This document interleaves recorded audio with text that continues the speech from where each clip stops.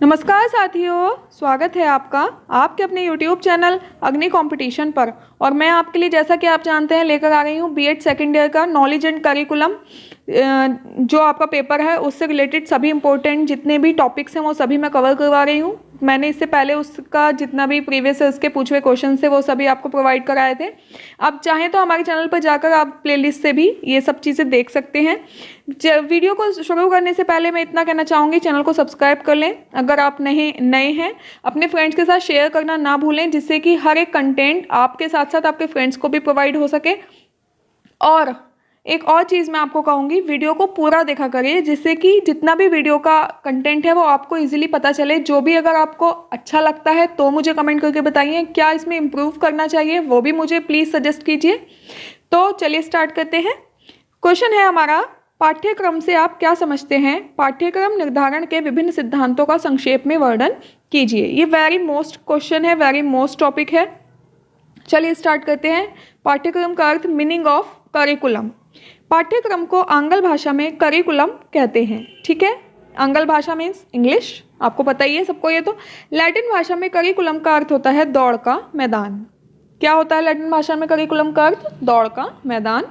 शिक्षा के क्षेत्र में पाठ्यक्रम बालक के लिए दौड़ का मैदान ही है। सबको पता है कि पाठ्यक्रम क्या है, एक दौड़ का मैदान ही तो है।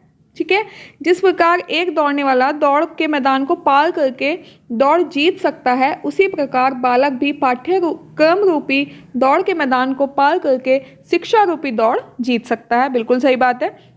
यहाँ पर जो हमारा दौड़ का मैदान की तुलना की गई है वो हमारे पाठ्यक्रम से की गई है। दौड़ के मैदान को दौड़ के हम मैदान पार कर सकते हैं और जीत सकते हैं। सेम इसी तरह अगर हम क्या करते हैं, अगर हम अपने पाठ्यक्रम को अच्छे से पढ़ लेंगे, अपना पाठ्यक्रम को पार कर लेंगे, तो हम क्या जीत जाएंगे? शिक्षा रूपी दौड़ जीत जाएंगे। अतः शाब्दिक अर्थ के अनुसार पाठ्यक्रम वह मार्ग है जिस पर चलते हुए बालक शिक्षा के उद्देश्य को प्राप्त कर सकता है। ध्यान देने की बात है कि संकुचित अर्थ में पाठ्यक्रम का तात्पर्य केवल एक सिलेबस अथवा अध्ययन का कोर्स है। संकुचित का मतलब छोटे रूप में देखा जाए तो पाठ्यक्रम हम बोलते हैं सिलेबस। ठीक है, जबकि जिसके अनुसार विषयों की तथ्यों की सीमाएं निश्चित कर दी जाती हैं। सिंपल सी बात है, पाठ्यक्रम में क्या होता है, पाठ्यक्रम में आपको एक बता दिया जाता है, भाई आपको इतना पढ़ना है, इस सब्जेक्ट का सिलेबस ये है, आपको इतना पढ़ना है। तो हमारा एक सीमाएं निश्चित कर दी जाती है विषयों के तथ्यों की, कि हमें इस विषय में इन तथ्यों को पढ़ना है। वही हमारा क्या है? सिलेबस है। और संकुचित रूप में उसको क्या कहते हैं? अध्ययन का कोर्स। पर व्यापक अर्थ में पाठ्यक्रम का तात्पर्य उन सभी अनुभवों से है जिन्हें बालक अपने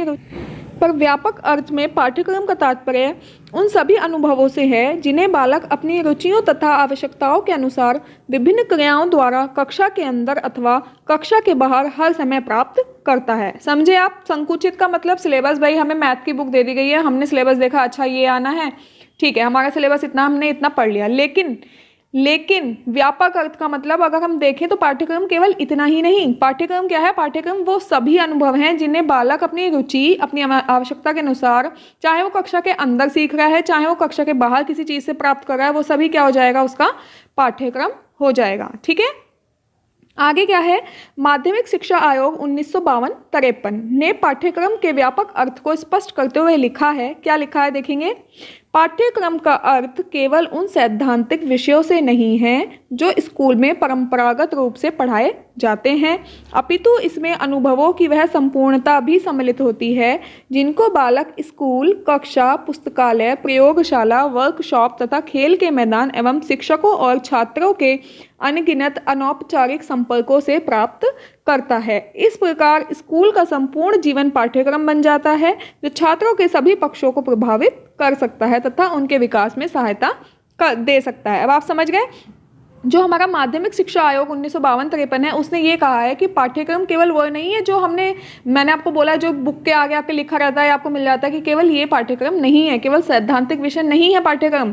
पाठ्यक्रम क्या है? पाठ्यक्रम वो है जिसमें बालक कक्षा में, स्कूल में, पुस्तकालय में, प्रयोगशाला में, वर्कशॉप में, खेल के मैदान में, मतलब जहाँ से भी वो सीख रहा है वो सभी क्या है? उसका पाठ्यक्रम है। इस प्रकार जो स्कूल का उसका जितना भी जीवन है वो सभी संपूर्ण जीवन पाठ्यक्रम बन जाता है और छात्रों के सभी पक्षों को प्रभावित कर सकता है और उनके विकास में सहायता दे सकता है। ठीक है, अब हम पाठ्यक्रम की परिभाषाएं देख लेंगे। डेफिनेशंस ऑफ करिकुलम क्या हो जाएंगी? फर्स्ट हम हेनरी जे ओटो, किसके? हेनरी जे ओटो के अनुसार देखेंगे पाठ्यक्रम वह साधन है जिसके द्वारा हम बच्चों को शिक्षा की उद्देश्यों की प्राप्ति के योग्य बनाने की आशा करते हैं। हेनरी जे ओटो के अनुसार क्या है? पाठ्यक्रम वह साधन है जिसके द्वारा हम बच्चों को शिक्षा के उद्देश्यों की प्राप्ति के योग्य बनाने की आशा करते हैं। इंग्लिश में देखेंगे the curriculum may be considered as a vehicle where by and through which we hope to enable children to achieve the objective of education. ठीक है। नेक्स्ट है रुडियार्ड व हेनरी के अनुसार क्या हो जाएगा? अपने व्यापक अर्थ में पाठ्यक्रम के अंतर्गत संपूर्ण विद्यालय वातावरण आता है जिसमें सभी प्रकार के कोर्स, पाठ्य विषय, क्रियाएं, पढ़ना तथा साहचर्य सम्मिलित है जो छात्रों को विद्यालय में प्राप्त होते हैं। वही बात है, ये जरूरी नहीं है कि जो बुक में लिखा है सिर्फ उतना ही पाठ्यक्रम, नहीं, बच्चा स्कूल जाने में, वहाँ बच्चों के साथ खेलने में, कुछ भी जो भी कर रहा है वो सभी उसका पाठ्यक्रम है। जो भी वो वहाँ पे सीख रहा है वो सभी इसमें सम्मिलित हो जाते हैं। Curriculum in its broadest sense includes the complete school environment involving all the courses, activities, reading and association furnished to the pupils in the school. तो ये KB Rudyard and K N Henry का है।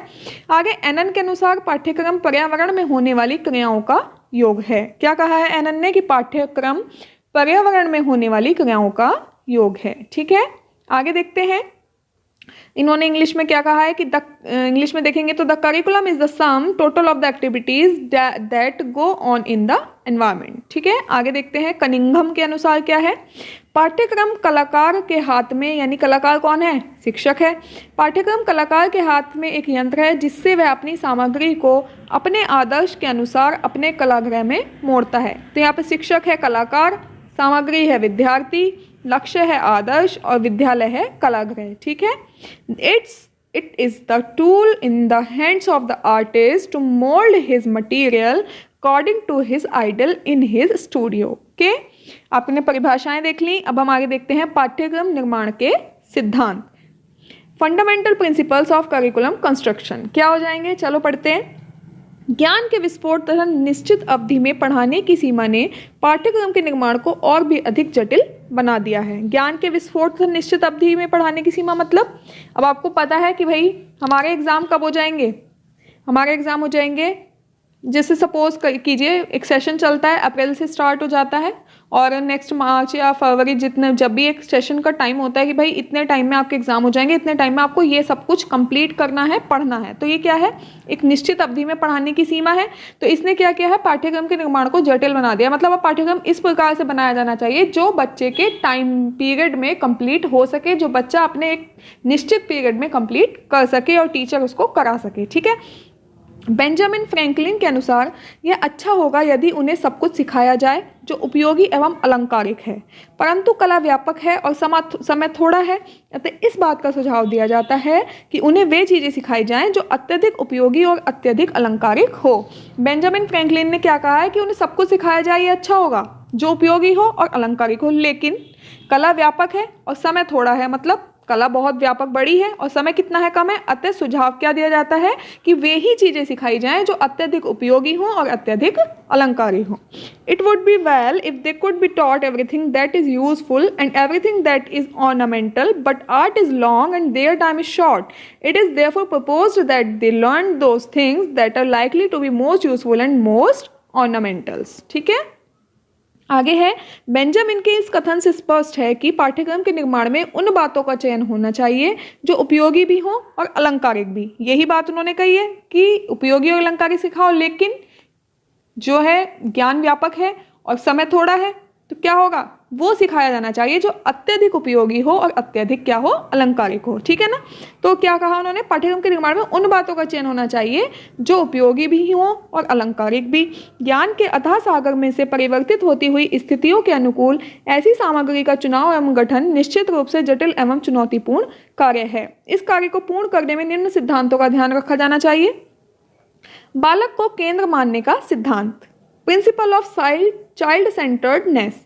पाठ्यक्रम कैसा होना चाहिए? पाठ्यक्रम बाल केंद्रित होना चाहिए। इसका अर्थ क्या है कि सामाजिक अध्ययन में किसी भी स्तर के पाठ्यक्रम के निर्माण के लिए उस स्तर से संबंधित बालकों की आयु, उनकी योग्यताओं, क्षमताओं, रुचियों तथा पूर्व ज्ञान आदि को ध्यान अवश्य रखा जाना चाहिए। मतलब अब आप क्लास 2 का सिलेबस तैयार कर रहे हैं तो अब ऐसे तो नहीं कर सकते ना कि आपने क्या किया, सपोज आप फर्स्ट क्लास के बच्चे को आप कलर्स नेम सिखा रहे हैं या वेजिटेबल्स नेम सिखा रहे हैं, जो भी। अब ऐसे थोड़ी ना हो जाएगा कि आप क्लास 2 का अगर सिलेबस बना रहे तो उसमें डायरेक्ट आप लंबे लंबे सेंटेंस डाल देंगे, या नहीं, आप उसके अकॉर्डिंग बढ़ाएंगे। उसके जो बच्चे की योग्यता है, जो बच्चे की क्षमता है, जो बच्चा अभी तक पढ़ के आया है, उससे आगे थोड़ा डेवलप किया जाएगा। ऐसा नहीं किया जाएगा कि एकदम से आप क्लास 3rd 4th। हर अवस्था में पाठ्यक्रम बालकों के लिए ही होता है, इसलिए वह उन्हीं की आवश्यकता और योग्यताओं को पूरा करने वाला होना चाहिए। बहुत सिंपल है, बालक को केंद्र मानकर बनाना चाहिए। बालक की क्या योग्यताएं हैं, क्या क्षमताएं हैं, क्या रुचि हैं, क्या पूर्व ज्ञान है, इन सबको ध्यान रखना चाहिए। ठीक है। नेक्स्ट है क्रियाशीलता का सिद्धांत, principle of activity centredness. Means बालक स्वभाव से ही क्रियाशील होते हैं, अतः पाठ्यक्रम निर्माण के लिए उनकी इस स्वाभाविक प्रवृत्ति के पोषण की ओर ध्यान रखना आवश्यक है। इस दृष्टि से पाठ्यक्रम में ऐसी पाठ्य सामग्री, प्रकरण और अधिगम अनुभवों को स्थान दिया जाना चाहिए जिनसे विद्यार्थियों को अधिक क्रियाशील रहने का अवसर प्राप्त हो और वे स्वयं के अनुभवों के आधार पर सामाजिक अध्ययन विषय का व्यवहारिक रूप में सरलतापूर्वक अध्ययन कर सके। मतलब उन्हें मतलब क्रियाशील रहने का मतलब बच्चे कुछ ना कुछ एक्टिविटी करते गए, है ना। आज जब एक्टिविटी करेंगे तो सीखेंगे। बहुत सारी चीज़ें होती हैं जो एक्टिविटीज़ करके बच्चे को पता चलती हैं, बच्चा उसमें इंटरेस्ट लेता है, पढ़ने लगता है, तो ये सब चीज़ों का भी ध्यान रखना चाहिए। पर्यावरण को केंद्र मानने का सिद्धांत, प्रिंसिपल ऑफ एनवायरमेंटल सेंटर्डनेस। मतलब सामाजिक अध्ययन के पाठ्यक्रम का निर्माण बालकों के भौतिक और प्रमुख उद्देश्य बालकों को उनके अपने पर्यावरण से ही अवगत कराना होता है। इसके लिए सामाजिक अध्ययन की पाठ्य सामग्री और अनुभवों का चयन उन्हीं के पर्यावरण की घटनाओं, समस्याओं तथा परिस्थितियों को आधार बनाकर किया जाना चाहिए। इस दृष्टि से बालकों के पारिवारिक, भौतिक, सांस्कृतिक, आर्थिक, राजनीतिक और परिवार से बाहर फैले हुए सामाजिक वातावरण को ध्यान में रखा चाहिए। फोर्थ है हमारा मानव संबंधों को समझने संबंधी सिद्धांत, principle of understanding human relationship. सामाजिक अध्ययन के शिक्षण का एक प्रमुख उद्देश्य मानव संबंधों को जानने, समझने तथा अपेक्षित संबंध बनाने के लिए आवश्यक कौशलों तथा अभिवृत्तियों को विकसित करना है। ठीक है। जो मेन सामाजिक अध्ययन के शिक्षण का उद्देश्य क्या है कि मानव जो है मानव संबंध जाने, समाज में कैसे संबंध हैं उन्हें समझे और अपने उनके कौशल को उन अभिवृत्तियों को विकसित करें। इस उद्देश्य की पूर्ति को ध्यान में रखते हुए सामाजिक अध्ययन के पाठ्यक्रम में उन प्रकरणों एवं अनुभवों का समावेश किया जाना चाहिए जो मानवीय संबंधों को मजबूत एवं मधुर बनाने में अत्यधिक उपयोगी सिद्ध हों। नेक्स्ट देखते हैं समुदाय को केंद्र मानने का सिद्धांत, प्रिंसिपल ऑफ कम्युनिटी सेंटर्डनेस। समुदाय बालकों के भविष्य को संभालने में तो योगदान देता ही है, बालकों से भी यह अपेक्षा की जाती है कि वे अपने समुदाय विशेष को समझने, उसमें व्यवस्थित होने तथा उसके कल्याण के लिए अपना रचनात्मक सहयोग प्रदान कर सकें। ठीक है। इस दृष्टि से सामाजिक अध्ययन के पाठ्यक्रम में ऐसी वस्तु तथा अनुभवों का समावेश किया जाना चाहिए कि बालक अपने समुदाय विशेष से क्रियात्मक और भावात्मक दृष्टि से जुड़ सके। कैसा होना चाहिए कि बालक अपने समुदाय से क्रियात्मक रूप से भी जुड़ सके और भावनात्मक दृष्टि से भी जुड़ सके। नेक्स्ट है समवाय का सिद्धांत, प्रिंसिपल ऑफ कोरिलेशन। सामाजिक अध्ययन से पाठ्यक्रम के लिए समवाय का सिद्धांत का भी अनुसरण किया जाना चाहिए। समवाय मतलब इस प्रकार की व्यवस्था जिससे सामाजिक अध्ययन के अंतर्गत जो कुछ भी पढ़ाया जाए उसका संबंध बालकों के वातावरण, उसके दैनिक जीवन की क्रियाओं तथा विद्यालय में संपन्न सभी प्रकार के कार्यक्रम तथा अनुभवों के साथ स्थापित किया जा सके। समझ आ गई? समवाय क्या है? मतलब जो भी हम बच्चे को पढ़ाएं उसका संबंध उस बच्चे के बालक के वातावरण से भी हो, उसके दैनिक जीवन की क्रियाकलापों से भी हो, विद्यालय में जो भी कार्यक्रम अनुभव हो रहे हैं वो सभी उसके साथ संबंध स्थापित कर सके। इस तरह बालक सामाजिक अध्ययन से संबंधित ज्ञान एवं अनुभवों को अलग अलग करके नहीं बल्कि एकीकृत और संगठित रूप से ग्रहण कर सके, इस बात की भी चेष्टा पाठ्यक्रम निर्माण के समय की जानी चाहिए। नेक्स्ट देख लेंगे रुचि का सिद्धांत। रुचि के सिद्धांत, प्रिंसिपल ऑफ इंटरेस्ट। रुचि ध्यान का केंद्रीय तत्व है और ध्यान ठीक प्रकार से सीखने में सहायक होता है। सही बात है। ध्यान कब लगता है किसी चीज़ में? जब हम उसमें इंटरेस्ट आता है, अटेंशन, या हम बिल्कुल पूरा ध्यान तभी तो लगा सकते हैं जब उसमें इंटरेस्ट लेंगे। तो रुचि ध्यान का क्या है? एक रुचि ध्यान का केंद्रीय तत्व है और ध्यान ठीक प्रकार से सीखने में सहायक होता है। इस दृष्टि से सामाजिक अध्ययन के पाठ्यक्रम का निर्माण करते समय यह बात नहीं भूलनी चाहिए कि पाठ्यक्रम में ऐसी सामग्री और अनुभवों का समावेश हो जिससे विद्यार्थियों की रुचि विषय के अध्ययन में बनी रहे और वे उत्साह और लगन के साथ अनुभवों को ग्रहण करते रहें। नेक्स्ट है व्यक्तिगत विभिन्नता का सिद्धांत, प्रिंसिपल ऑफ इंडिविजुअल डिफरेंस। बालकों में योग्यता, रुचियों और अधिगम अनुभवों को ग्रहण करने की क्षमता आदि को लेकर व्यक्तिगत अंतरों का पाया जाना स्वाभाविक है। सही बात है, सभी बालक अलग होते हैं। कोई किसी चीज़ को जल्दी सीखता है, कोई देर से सीखता है। किसी की योग्यता क्या होती है, कोई एकदम समझ जाएगा, कोई एकदम नहीं समझेगा। किसी की रुचि नहीं होगी, किसी की अच्छी रुचि होगी उस टॉपिक में जो आप पढ़ाना चाह रहे हैं। साथ ही कक्षा में प्रतिभाशाली बालकों तथा पिछड़े हुए बालकों की उपस्थिति को भी नज़रअंदाज नहीं किया जा सकता। भाई सबकी अपनी अलग अलग प्रतिभा है, कोई प्रतिभाशाली बच्चा है, कोई थोड़ा कम देर से समझता है। इस दृष्टि से पाठ्यक्रम की रचना में विभिन्न प्रकार के बालकों की रुचियों और आवश्यकताओं का ऐसे संतुलित ढंग से ध्यान रखना चाहिए कि उनके अध्ययन और विकास के कार्यक्रमों में कोई रुकावट न आए और वे अपनी अपनी स्वाभाविक गति से प्रगति करती जाएं। मतलब ऐसा होना चाहिए सिलेबस कि चाहे उसको प्रतिभाशाली बालक पढ़े या थोड़ा पिछड़ा हुआ बालक पढ़े, वो दोनों ही उसको आराम से पढ़ सकें।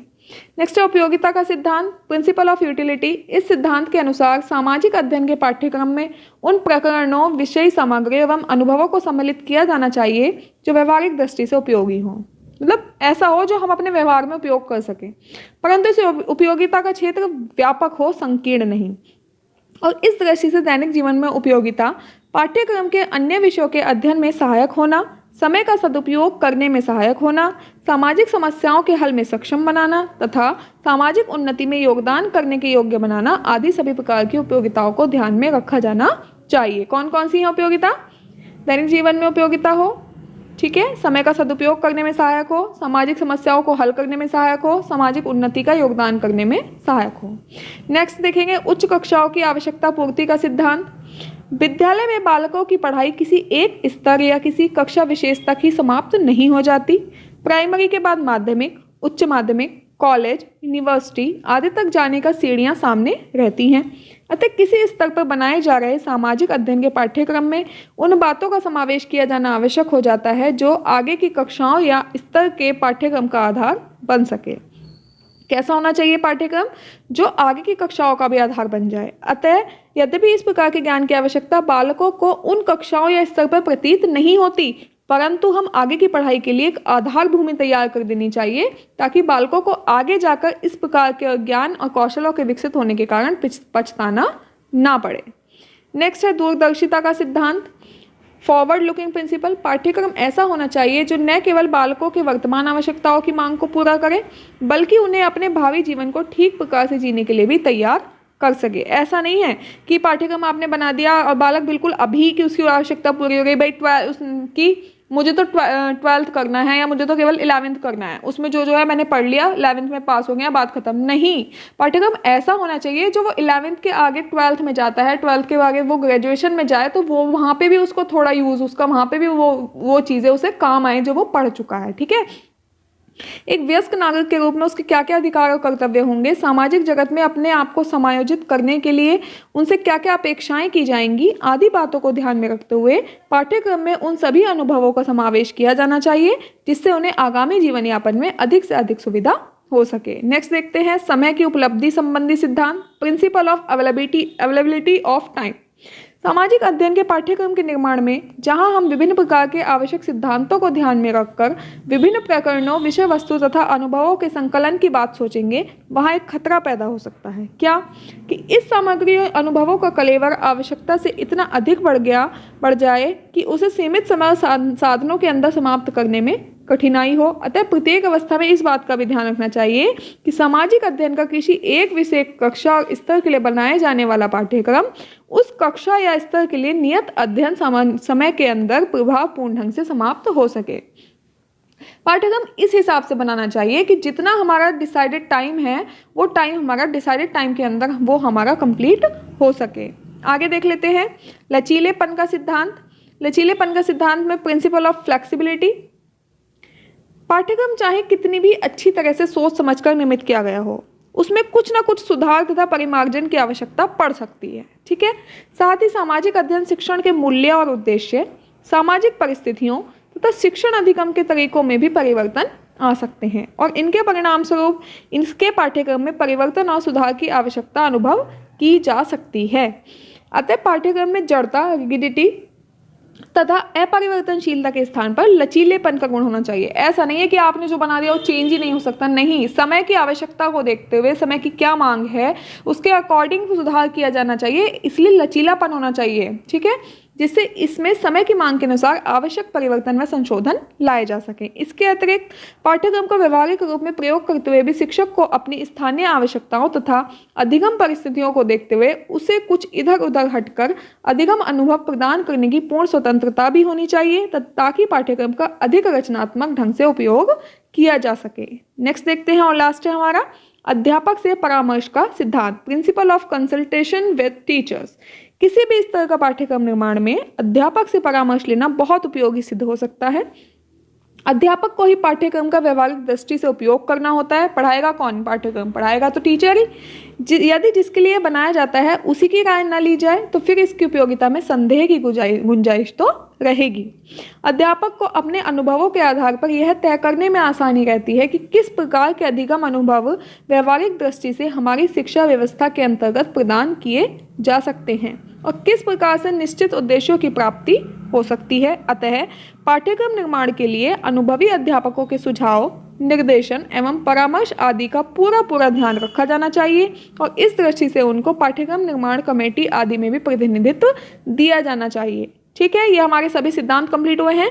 उपयुक्त सिद्धांतों के आधार पर निर्मित सामाजिक अध्ययन का पाठ्यक्रम निश्चित रूप से छात्रों के लिए उपयोगी सिद्ध हो सकता है। अतः पाठ्यक्रम निर्माताओं को सावधानी से इस सिद्धांतों को ध्यान में रखना चाहिए। तो ये थी हमारी आज की वीडियो। आपको कैसी लगी मुझे कमेंट करके बताना ना भूलें। अपने वैल्यूएबल सुझाव, वैल्यूएबल जितने भी आप मुझे बताना चाहते हैं वो सभी कृपया मुझे बताएं और वीडियो को पूरी देखें और अपने फ्रेंड्स के साथ शेयर करना ना भूलें। Thank you.